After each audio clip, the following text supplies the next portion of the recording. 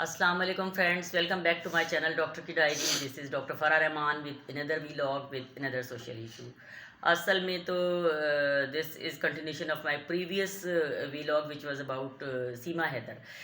जो हमने पिछले vlog में बात की थी सीमा हैदर के बारे में, उसी की कंटिन्यूशन. जो मैंने कहा था कि सोचने वाली बात ये भी है कि अब इसका आखिर फ्यूचर क्या होगा सीमा हैदर का, जो वो इतना बड़ा स्टेप लेके अपने 4 बच्चों समेत इंडिया पहुंच गई है.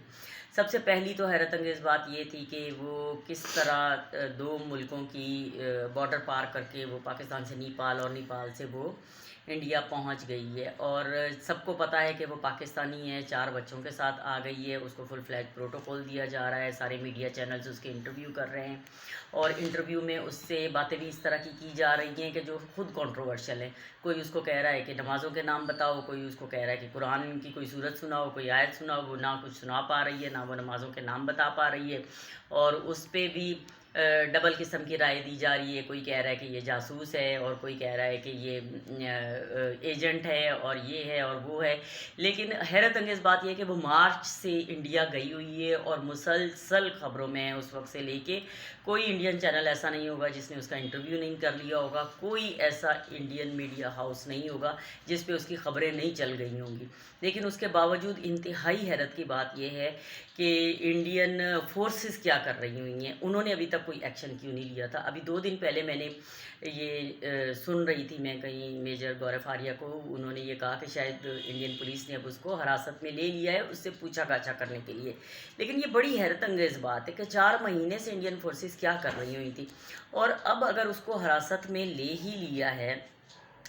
और दूसरी हैरत की बात यह भी है कि पाकिस्तानी एम्बेसी भी पता नहीं क्या कर रही हुई थी. शायद इन्होंने भी उसको कोई पीछा करने की और जानने की पूछने की कोशिश नहीं की कि ये वाकई पाकिस्तानी खातून है, बच्चों समेत गायब हो गई हुई है, तो वहाँ क्या कर रही है. किसी ऑफिशियल लेवल पे उसकी कोई छानबीन करने की या उसकी पूछा गाछा करने की इस तरफ से भी कोई कोशिश नहीं की. दोनों तरफ का रवैया बड़ा ही हैरत अंगेज़ सा रवैया है.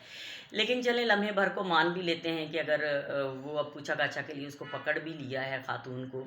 और क्योंकि हम तो हमेशा से ये देखते आए हैं, सुनते आए हैं, अगर बेचारे बच्चे लड़के बकरियां चराते हुए भी एक्सीडेंटली बॉर्डर क्रॉस कर लेते होते थे कुछ इस तरह के चरवाहे या यंग लड़के, और वो फोर्सेस के हाथों गिरफ्तार हो जाते थे. कई कई दिन कई कई महीने कैद काटनी पड़ती थी. उसके बाद दोनों तरफ की कोशिशें हो रही हैं और वो छूट के आ रहे हैं. ये टाइम भी हुआ करते थे और बेगुनाह ऐसे सैर के लिए जाने वाले पाकिस्तानी वहाँ पे गिरफ़्तार हो जाते थे और कई कई महीने, और कभी खुदा न खास्ता किसी की बुरी आई होती थी तो सालों तक भी जेल काटनी पड़ जाती थी जासूसी के इल्ज़ाम में.